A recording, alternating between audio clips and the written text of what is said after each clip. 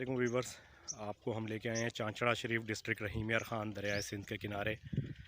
यहाँ पे जो राजनपुर और चांचड़ा शरीफ के दरमियान पुल है वो यहाँ से तकरीबन 15 किलोमीटर के फ़ासले पे, और ये हम खड़े हुए हैं एक मतरूक बहरी जहाज़ जो आज से 40 साल पहले यानी 1980 की दहाई में 1995 तक कहते हैं कि ये चलते थे, जब दरियाई इलाका यहाँ तक होता था। यानी दरिया तो अभी हमारे बाएं जानिब तकरीबन 15 किलोमीटर दूर है, लेकिन सैलाबी दिनों में उसका पानी यहाँ तक आता था। तो ये आप बंद देख रहे हैं, यहाँ से ये दरिया को लोग पार किया करते थे अपने मवेशी सामान तिजारत के साथ, तो रहीम यार ख़ान की तरफ जाने के लिए, ठीक है। और वहाँ से फिर लोगों को यहाँ लाया जाता था। तो कम से कम आपको हमने पहले पार्ट में बहरी जहाज़ दिखाया जो इससे थोड़ा बड़ा है, बेड़ा है, उसमें भी 400 लोग सफ़र करते होंगे, और मेरा अंदाज़ा है कि ये 250-300 लोगों के लिए ये भी है। ये एक मतरूक कश्ती भी खड़ी हुई है इसके साथ, शायद ये जहाज़ों के साथ साथ चला करती थी, स्टीम पावर से चलते थे नाज़रीन ये जहाज़। तो अभी हम जहाज़ के अंदर चलते हैं और आपको यहाँ इसके अंदर का भी व्यू दिखाते हैं।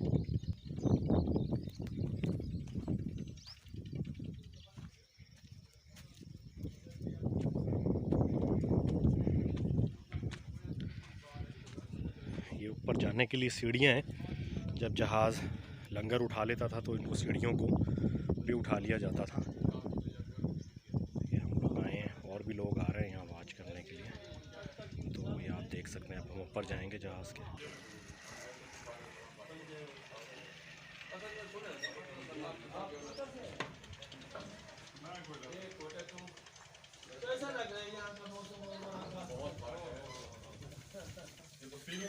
अच्छा, उस बहरी जहाज़ की तरह इसमें भी तहखाने हैं, मगर ये थोड़ा निस्बतन जदीद है उससे छोटा, उस बेड़े से छोटा बेड़ा है। लेकिन ये देखें तहखाने हैं, इसमें भी मवेशी वगैरह रखते थे, वो इधर जोते थे। अभी यहाँ पे जो केयर टेकर हैं, इसकी देखभाल करते हैं, उन्होंने छोटी सी झोंपड़ी बनाई हुई है और वो यहाँ पे मौजूद है। तो अभी मैंने दूसरे व्यू से आपको दिखाया था, ये कश्ती के पास कश्ती मतरूक खड़ी हुई थी, उस बेड़े के पास भी ये कश्ती खड़ी हुई थी। ये बंद है और हम बंद से आगे सड़क से, सड़क अच्छी है, आप यहाँ आ सकते हैं। आपको करना ये है कि सिर्फ आप चांचड़ा शरीफ वाले रोड पे चढ़ें और राजनपुर का पुल पार करके तकरीबन पुल से 8 से 10 किलोमीटर आगे चलते हैं। पुलिस चौकी है, उससे बाएं तरफ ये रास्ता उतर रहा है। चांचड़ा का इलाका है, आगे ख्वाजा ग़ुलाम फ़रीद रहमतुल्लाह अलैह का मज़ार है चांचड़ा में, उस हवाले से ये मशहूर है।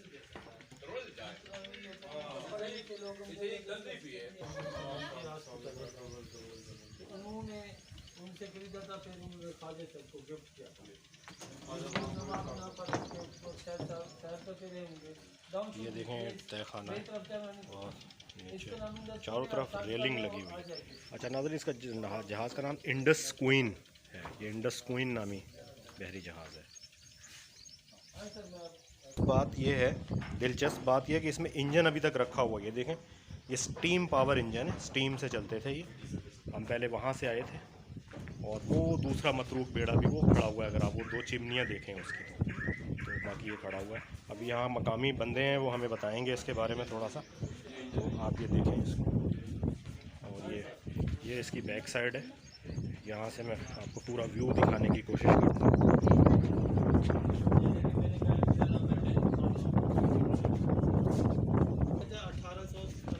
थोड़ा सा ही नीचे भी जाके देखते हैं क्या है, आपको अंदाज़ा हो जाएगा थोड़ा सा तहखाने का। ये अंदरूनी सीन है थोड़ा सा तहखाने का, देखें। और अभी तो बिल्कुल ये कबाड़ हुआ है।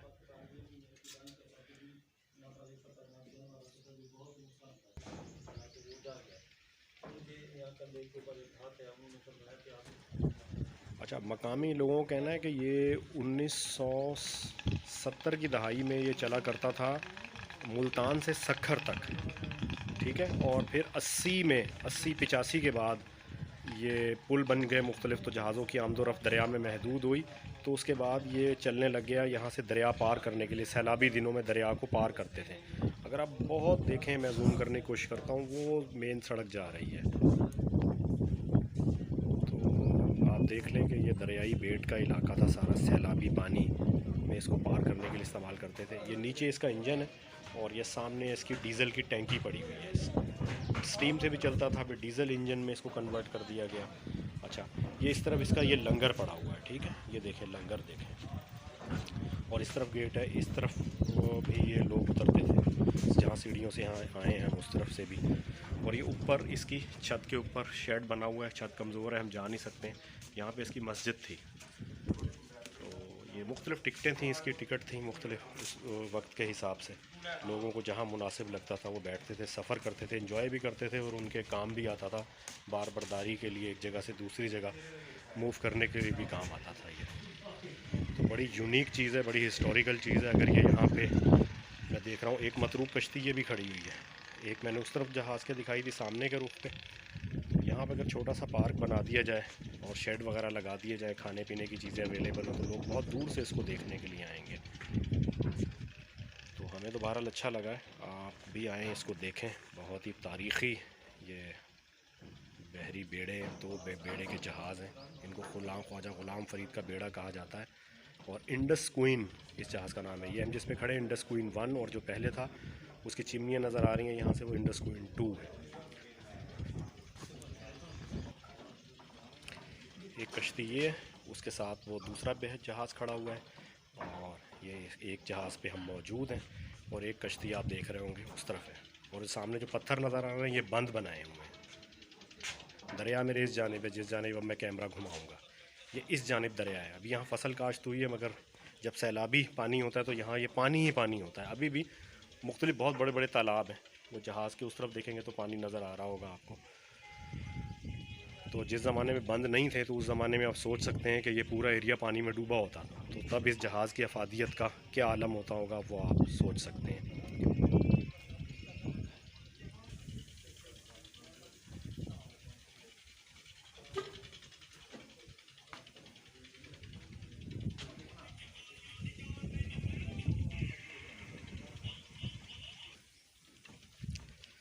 تو آپ یہاں آئیں, بہت اچھی جگہ. ویڈیو میں ختم کرتا ہوں یہاں پہ, تو آپ اس کا وزٹ کریں. بس انتظامیہ سے گزارش ہے کہ یہاں پہ کوئی پکنک پوائنٹ بنا دیں, کوئی ایسا اسپاٹ بنا دیں کہ یہاں لوگ آیا کریں, اس کو دیکھا کریں. بہت کمال کی چیزیں ہیں. آپ میرا چینل دیکھتے رہیں طارق ایکسپلورر, اور اس کو سبسکرائب بھی کریں. اور ویڈیوز بھی موجود ہیں, بڑی ہسٹوریکل ویڈیو ہیں, ٹرین کی ویڈیوز ہیں, اور بہت ورلڈ ہسٹری سے ریلیٹڈ ویڈیوز موجود ہیں. فی امان اللہ.